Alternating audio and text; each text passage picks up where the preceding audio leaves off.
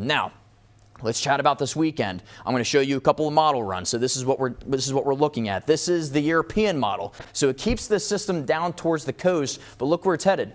Out to sea. Look at this. The snow bands don't even make it towards Pennsylvania or towards the Susquehanna Valley. Continues to go out to sea. Here's the American model. That's going to continue to go out to sea. You can see some bands make it into New Jersey, but look at this. The center of that low pressure is going out to sea. This is what we're watching as we go through the next several days, and we're going to continue to pinpoint the exact track and the totals if it even gets close enough for impacts. Right now, it is a low chance of precipitation once we get into the weekend. So impact period from Wednesday through Saturday. That's for the brisk and frigid chills, by the way, up until Saturday. Still going to be watching the coast, though.